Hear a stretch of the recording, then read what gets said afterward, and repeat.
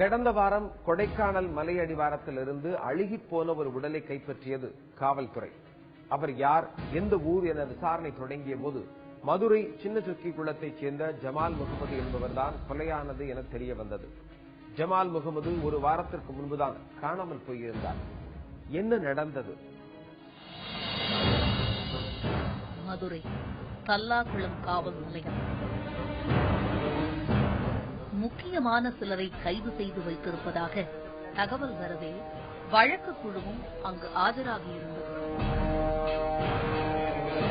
நேரம் செல்ல செல்ல காவலர்களை தவிர்த்து வேறு சிலர் காவல் நிலைய வாசலை முற்றுகையிட்டனர்.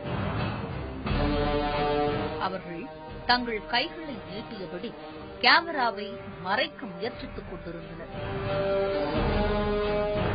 உள்ளே இருப்பவர்களை அழைத்து வரலாமா என சில குரல்கள் கேட்க நிருபர்களுக்கு தெரியாமல் குறிப்பிட்ட அந்த நபர்கள் காவல்துறை வாகனத்தில் ஏற்றப்பட்டுவிட்டனர். வண்டிக்குள் இருப்பதை நிருபர்கள் பார்த்துவிடக்கூடாது என சிலர் துணிகளால் வாகனத்தின் ஜன்னலை மூடினர். ஏன் கைதானவர்களை மறைக்கிறீர்கள் என்று நிருபர்கள் கேள்வி எழுப்பியதற்கு எந்த பதிலும் இல்லை.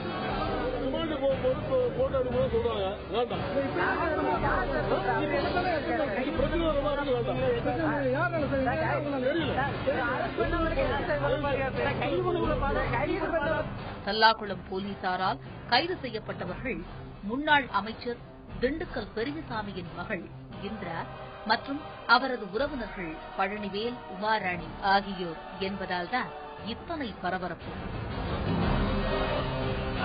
தமிழக அரசியலில் பெரும் பரபரப்பை ஏற்படுத்திய இந்த கைது சம்பவம் எதற்கு?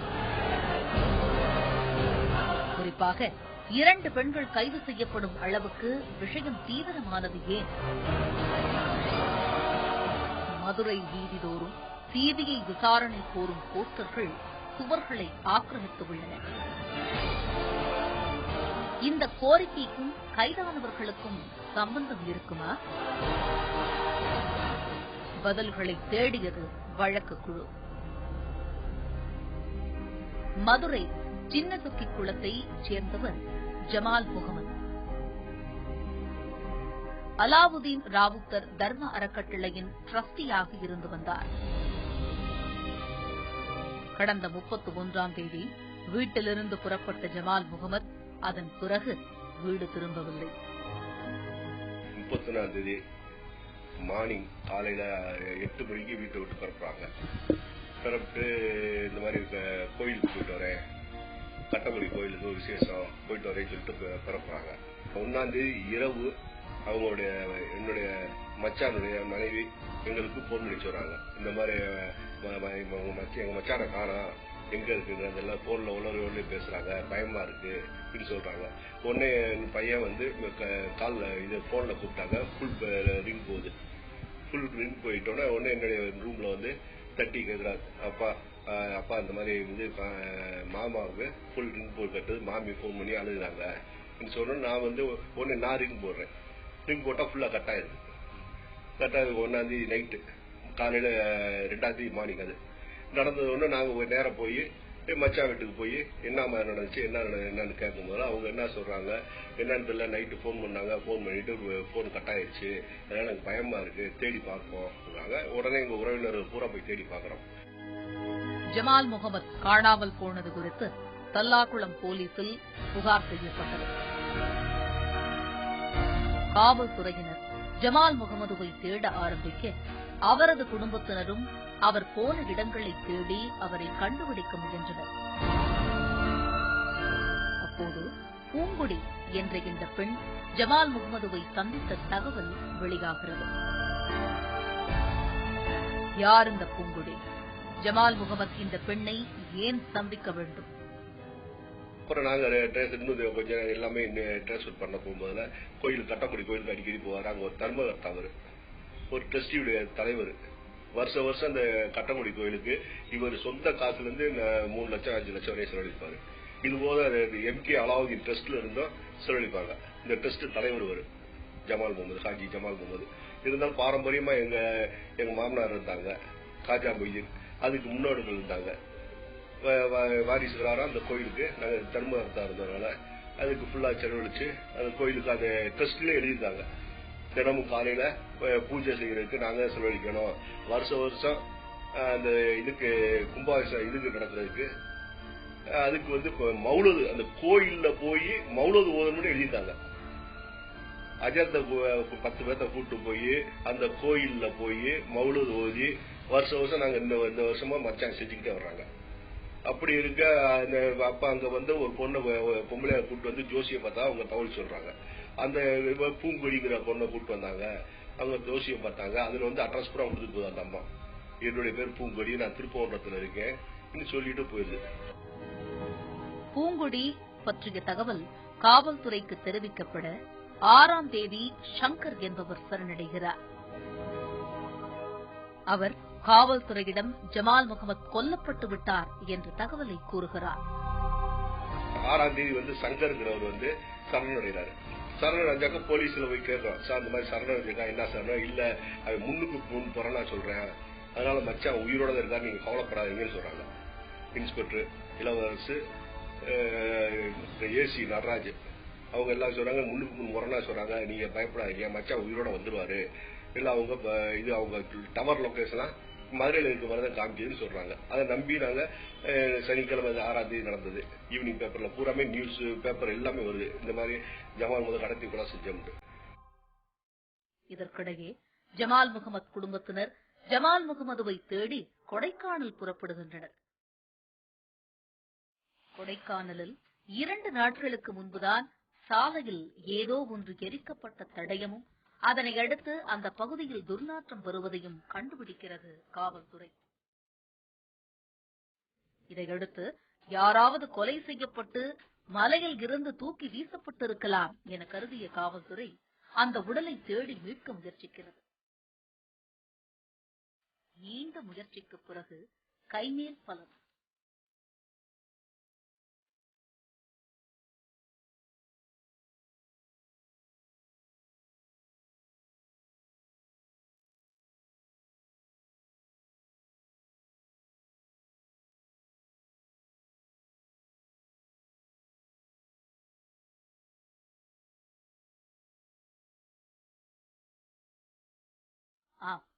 பாதி எரிந்து அழுகிய நிலையில் ஒரு உடலை மீட்கின்றனர் காவல்துறையினர். ஜமால் முகமது குடும்பத்தினர் மீட்கப்பட்ட உடலை சென்று பார்த்தபோது அதிர்ச்சியில் உறைந்தார்கள். ஜமால் முகமது கொடூரமாக கொலையாகிவிட்டார். ஜமால் முகமது குடும்பத்தினர் தல்லாகுளம் போலீசாரிடம் சில தகவல்களை கேட்க முயல அரைகுறை தகவல்களே கிடைக்கின்றன. இதனையடுத்து மாவட்ட ஆட்சியர் அலுவலகம் சென்ற அவர்கள் ஜமால் முகமது கொலை குறித்து சிபிஐ விசாரிக்க வேண்டும் என கோரிக்கை வைத்தனர். மதுரை மாநகரிலே மிக முக்கியமான பகுதியிலே இருக்கக்கூடிய பாரம்பரியமிக்க ஒரு குடும்பத்தை சார்ந்த ஒரு தர்மகர்த்தா, ஒரு அறக்கட்டளையுடைய நிர்வாகி, தலைமை நிர்வாகி சொத்துக்காக பல கோடி ரூபாய் மதிப்புள்ள சொத்துக்காக மிக அநியாயமாக கொடூரமாக கொலை செய்யப்பட்டுள்ளார். கொலை செய்யப்படுவதற்கு முன்னாலே அவரை கட்டாயப்படுத்தி மிரட்டி அரசாங்க பத்திரப்பதிவு அலுவலகத்திலே கண்காணிப்பு கேமராக்கள் பதிவு செய்து கொண்டிருக்கக்கூடிய அரசாங்க அலுவலகத்திலே அவரை கட்டாயப்படுத்தி பதிவு செய்ததோடு ஒரு வழக்கறிஞர் தலைமையிலே மகேந்திரவர்மன் என்ற வழக்கறிஞர் தலைமையிலே மிரட்டி கொண்டு வந்து பதிவு செய்ததோடு ஈவு இறக்கமின்றி அவரை கொன்று மலையிலே தள்ளிவிட்டு இருக்கின்றார்கள். இந்த அக்கிரமம் நடந்து கிட்டத்தட்ட 15 நாட்கள் ஆகியும் இன்று வரை எந்த நடவடிக்கை உண்மை குற்றவாளிகள் கைது செய்யப்படாமல் ஏதோ சில எடுபிடிகளை மாத்திரமே கைது செய்து தல்லாகுளம் காவல் நிலையத்தார் எங்களையும் பொதுமக்களையும் அரசாங்கத்தையும் ஏமாற்றி வந்து கொண்டிருக்கின்றார்கள். மத்திய சர்க்காருக்கு சிபிஐ விசாரணைக்கு உத்தரவிடுவதன் மூலமாக தமிழகத்தில் இருக்கக்கூடிய டிரஸ்டுகள், தர்ம சொத்துக்கள் காப்பாற்றப்பட வேண்டும். அந்த தர்ம சொத்துக்களை நம்பி இருக்கக்கூடிய ஏழை மக்கள் காப்பாற்றப்பட வேண்டும். தர்ம சொத்துக்களை நிர்வகிக்கக்கூடிய நிர்வாகிகள் பாதுகாக்கப்பட வேண்டும் என்பதற்காக இந்த வழக்கை முன்னுதாரணமாக எடுத்துக்கொண்டு மிக தீவிரமாக, மிக கவனத்தோடு உண்மை குற்றவாளிகளை, அரசியல் செல்வாக்குள்ள, பின்புலமுள்ள முன்னாள் மந்திரி குடும்பத்தாரை சார்ந்த உண்மை குற்றவாளிகளை கைது செய்து உலகுக்கு வெளிப்படுத்த வேண்டும். மதுரை ஹைகோர்ட் கிளையிலும் இவ்வழக்கு தொடர்பாக ஒரு ரிட் மனு தாக்கல் செய்யப்படுகிறது. ரிட் தாக்கல் பண்ண பின்னாடி இதனோட உண்மை நிலவரம் வருது. அதுவரை உண்மை நிலவரம் அல்ல. இதனை அடுத்துதான் அதிரடியாக முன்னாள் அமைச்சர் ஐ பெரியசாமியின் குடும்பத்தினர் கைதாகியுள்ளனர். ஜமால் முகமது கொலைக்கும் இந்த கைது சம்பவத்திற்கும் என்ன தொடர்பு?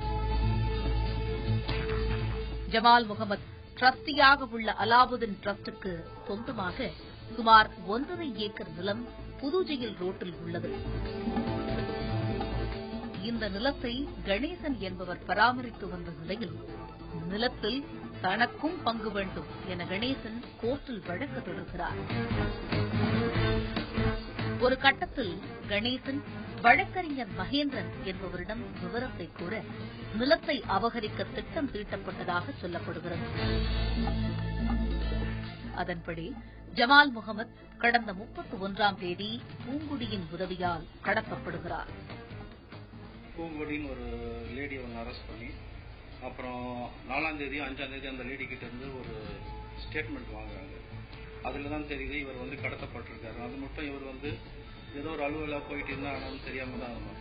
அந்த பூங்குடி ஸ்டேட்மெண்ட்டை வச்சுதான் எங்களுக்கு இவர் கடத்தப்பட்டிருக்கிறாருன்னு தெரிய வரும். அப்ப நாங்கெல்லாம் பதறி போய் போலீஸ் கிட்ட கேட்கிறோம், உடனே மீட்டு கொடுக்க ஏற்பாடு பண்ணுங்க சொல்லுங்க அப்படின்னு. அப்ப பூங்குடி நான் சொல்றேன் சித்திக்குன்னு ஒரு ஆளை வச்சுதான் சித்திக்குன்ற ஆளு என்கிட்ட இந்த மாதிரி ஜமால் முகமதை கடத்துறதுக்கு உதவி செய்யுங்க, நீங்க உதவி செஞ்சீங்கன்னா நான் உங்களுக்கு பெரிய அமௌண்ட் தரேன், காசு தரேன்னு சொல்லியிருக்காங்க. அதை பேஸ் பண்ணி தான் இந்த பூங்கொடி சித்திக்கு சொன்ன இதை வச்சு இந்த கடத்தலுக்கு உடந்தையா வந்திருக்கு அந்த கும்பல. இது அந்த பூங்குடியோட ஸ்டேட்மெண்ட் வச்சு எனக்கு தெரிய வருது.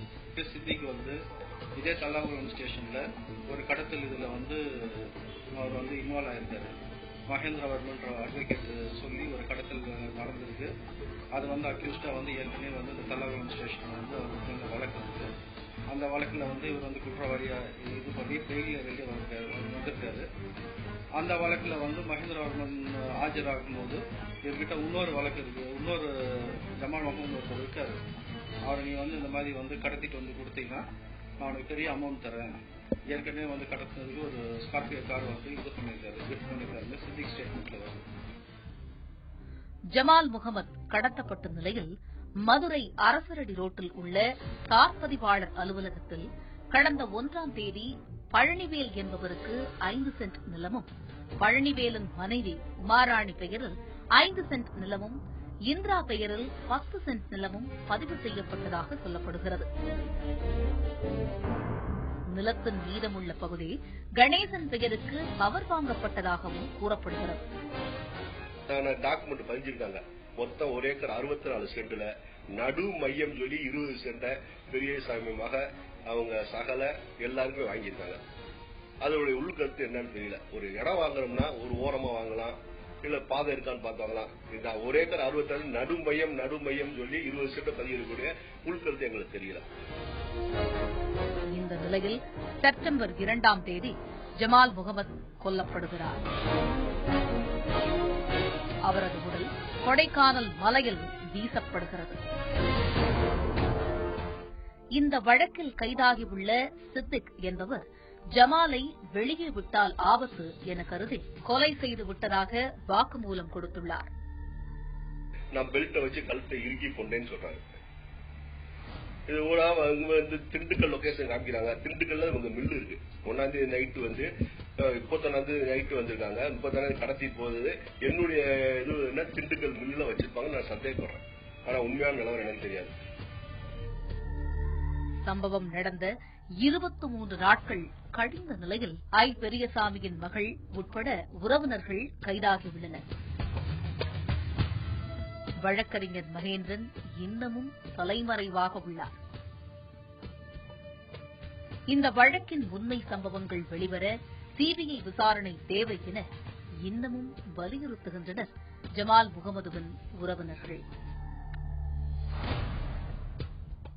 எங்களுக்கு முக்கியமா சிபிஐ வேணும். முக்கியமான குற்றவாளியை கண்டுபிடிக்கணும். வேற எதுவுமே எங்களுக்கு தேவையில்லை. முக்கியமான குற்றவாளி, இதுல யார் பின்னணி, அரசியல் பின்னணி என்ன, இதுல போலீஸ் என்ன பங்கு எங்களுக்கு தெரியணும். அப்ப இந்த மத்திய புலனாய்வு வந்தா தான் எங்களுக்கு இது உண்மையான குற்றவாளி தெரிவாங்க. அதான் எங்களுக்கு வேற எதுவுமே கிடையாது. எங்க மைத்துனர் ரொம்ப அப்ராணி, ரொம்ப சாதுவானவர். அவர் இப்படி கடத்தி போய் கொள்றனாக்க ஊர் மக்களை கொதிச்சு போயிருக்காங்க. இன்று பெரும்பாலான கொலைகளுக்கு பணமே பிரதானமாக இருக்கிறது. பணத்தை கையாள தெரியாதவர்கள் அந்த பணத்தால் மடிவது நமக்கு பல பாடங்களை கற்றுத்தருகிறது. வழக்கு நிகழ்ச்சியில் இது சொல்வதெல்லாம் சட்டம் பகுதி.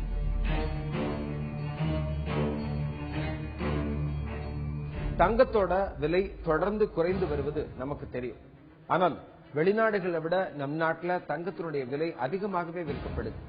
இதுக்கு பின்விளைவு என்னன்னா, வெளிநாடுகளில் இருந்து தங்கம் கடத்தி வருவது அதிகரித்து விட்டது. இந்த கடத்தல் விவகாரத்தில் சமீப காலமாக அப்பாவிகளை பகடைக்காய்களாக பயன்படுத்தி வருகின்றனர். இதுபோன்ற கடத்தல் சம்பவங்களில் அப்பாவிகள் என்று தெரிந்த பிறகு அவர்கள் விடுதலை செய்யப்படுவார்களா அல்லது குறைந்த தண்டனை வழங்கப்படுமா? சட்டம் என்ன சொல்லுகிறது? எந்த ஒரு குற்ற செயலுக்கும் குற்ற மனம் இருக்கணும். சட்டம் அதை எதிர்பார்க்கிறது.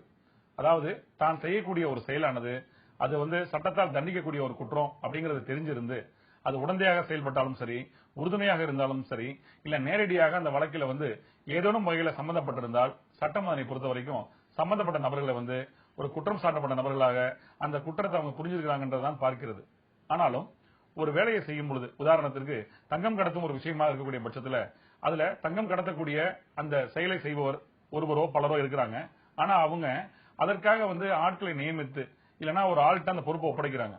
அந்த என்ன குற்ற செயலில் ஈடுபடுறோம் அப்படிங்கறத தெரிஞ்சு செய்யும் பொழுது அந்த குற்ற செயலுக்கு அவர்களும் அந்த நபர்களும் உடந்தையாகி விடுகிறார்கள். ஆனால் சில தருணங்கள்ல அந்த குற்ற செயலில் ஈடுபடக்கூடிய நபர்கள், அதாவது தங்கம் கடத்தும் செயலை செய்யக்கூடிய நபர்களுக்கு தாங்கள் செய்யும் வேலை ஒரு கடத்தல் வேலை அப்படிங்கறதும், அதை பொறுத்த வரைக்கும் அது தங்கமோ இல்ல விலை உயர்ந்த ஒரு பொருளோ அப்படிங்கிற விஷயங்களோ தெரியாமல் இருக்கும் பட்சத்துல அந்த கஸ்டம்ஸோ இல்ல காவல்துறையோ அவங்கள கைது செய்து விசாரித்து அப்படிப்பட்ட சூழல்ல அவங்களுக்கு தெரிய வருகிறது அந்த சம்பந்தப்பட்ட நபர்களை பொறுத்த வரைக்கும் அவங்க என்னன்னு தெரியாம, அது என்ன குற்ற செயல்னு தெரியாம, தான் செய்வது என்ன வேலைங்கிறதே தெரியாம செஞ்சிருக்காங்க அப்படிங்கிற பட்சத்துல அதையும் அவங்க வழக்கில குறிப்பிடலாம். அதே தருணங்கள்ல ஆனாலும் அந்த போலீஸ் விசாரணையில அவங்களுக்கு குற்ற செயல பின்னணியில அவங்க ஈடுபட்டு இருக்காங்க, அவங்களுக்கும் அந்த கடத்தல்ல அந்த தங்க கடத்தல்ல ஈடுபாடு இருக்கிறது அப்படின்னு தெரியக்கூடிய பட்சத்துல அவங்க நீதிமன்றத்திற்கு இறுதி அறிக்கையாக யார் அதற்கு சம்பந்தப்பட்ட நபரோ, மூளையாக செயல்பட்ட நபர் யார் அப்படிங்கறத அடிப்படையாக கொண்டு உடந்தையாக செயல்பட்ட நபர் யார் அப்படிங்கிற விவரங்கள்லாம் நீதிமன்றத்திற்கு இறுதி அறிக்கையாக அனுப்புகிறார்கள். நீதிமன்றத்தை பொறுத்த வரைக்கும் ரெண்டு விஷயங்கள். ஒன்னு, அந்த நபர் தான் அந்த குற்ற செயலை புரிஞ்சிருக்கிறாரு அப்படிங்கிற விஷயத்தை பொறுத்த வரைக்கும் அது கஸ்டம்ஸாக இருந்தாலும் சரி இல்ல காவல்துறையாக இருந்தாலும் சரி, எந்த ஒரு அதிகாரம் பெற்ற ஒரு அலுவலர் அந்த தங்க கடத்தலையோ இல்ல கடத்தலை தடுக்கக்கூடிய ஒரு பொறுப்பில் இருக்கக்கூடிய நபர் வழக்கு பதிவு செஞ்சு இறுதி அறிக்கை தாக்கல் செய்யறாரோ அவங்க தான் நிரூபிக்கணும் அந்த குற்றத்தை குற்றம் சாட்டப்பட்ட நபர்கள் மட்டும்தான் புரிஞ்சிருக்கிறாங்க அப்படிங்கறத எந்த விதமான குறை இல்லாமல் சந்தேகத்துக்கு அப்பாற்பட்டு நிரூபிக்கணும்னு நீதிமன்றம் எதிர்பார்க்கிறது. அப்படி தவறும் பட்சத்துல அவங்க அந்த வழக்குல இருந்து குற்றம் சாட்டப்பட்ட நபர்கள் விடுவிக்கப்படுகிறார்கள். ஆனாலும் தங்கம் கடத்தல் தொடர்பான வழக்குகள்ல பெரும்பான்மையான வழக்குகள்ல சம்பந்தப்பட்ட நபர்கள் அபராதம் கட்டிட்டு அவங்க போயிடுறாங்க. ஆனாலும் நீதிமன்றம் ஒரு வழக்கை விசாரித்து ஒரு நபர் தான் குற்றம் புரிஞ்சிருக்கிறாரு, நபர்கள் குற்றம் புரிஞ்சிருக்கிறாங்க அப்படிங்கிற ஒரு முடிவுக்கு வரும் சூழல்ல அனுமானத்தின் அடிப்படையில அப்படி ஒரு முடிவுக்கு வர்றதில்லை. அந்த வழக்கு நடக்கும் பட்சத்துல அந்த வழக்குல குற்றம் புரிஞ்சிருக்கிறாங்க அப்படின்னு தெரிய வரும் பட்சத்துல அது கஸ்டம்ஸ் ஆக்ட் படி இருக்கக்கூடிய பட்சத்துல அவங்க அந்த குற்றத்தை புரிஞ்சிருக்கிறாங்கன்னா சட்டப்பிரிவு 132, 135, அதாவது ஃபால்ஸ் டிக்ளரேஷன், தவறான அந்த விளக்கம் அளித்தல் இல்ல தவறான விவரங்கள் அளித்தல் அப்படிங்கிற அடிப்படையில அந்த அதிகாரிக்கு உள்ள அதிகாரத்தின் அடிப்படையில அந்த விஷயத்துல தீர்ப்பு வழங்கப்படுகிறது. குற்றம் அவங்க புரிஞ்சிருக்கிறாங்கன்னா அது அந்த தங்கத்தின் அளவினை பொறுத்த வகையில அந்த தண்டனை வழங்கப்படுகிறது. மிக கடுமையான குற்றமாக அந்த விஷயமாக இருக்கும் பட்சத்துல 7 ஆண்டு காலத்திலிருந்து 3 ஆண்டுகள் வரை சிறை தண்டனையும் சில தருணங்கள்ல அபராதம் விதிக்கப்படுகிறது. ஆனாலும் சட்டத்தை பொறுத்த வரைக்கும் எவ்வளவு தங்கம் வெளிநாட்டிலிருந்து கொண்டு வரலான்னு சட்டம் அனுமதிக்கிறதோ அந்த கஸ்டம்ஸ் டிக்ளரேஷன், அதற்கான சார்ஜஸ், அந்த அமௌண்ட் எல்லாம் கட்டிட்டு தான் கொண்டு வரணும். அதற்கு அதிகமாக கொண்டு வந்தாலும் சரி இல்ல குறிப்பிட்ட அளவை அவங்க ஃபால்ஸ் டிக்ளரேஷனோ இல்ல கணக்கு காட்டாமல் அவங்க கொண்டு வரும் பட்சத்துல சட்டம் அவங்க மேல வழக்கு பதிவு செய்து மிக கடுமையாக இந்த விஷயங்களை பார்க்கிறது. ஏன்னா தங்கத்தை பொறுத்த வரைக்கும் அது நம்ம நாட்டினுடைய பொருளாதாரத்தை பாதிக்கக்கூடிய விஷயமாகவும் கருப்பு பணத்திற்கு வழிவகுத்து விடக்கூடாது என்ற காரணத்துக்காக மிக கடுமையாக சட்டம் அதனை பார்க்கிறது. மீண்டும் வேறொரு வழக்கோடு உங்களை சந்திக்கிறேன். நன்றி, வணக்கம்.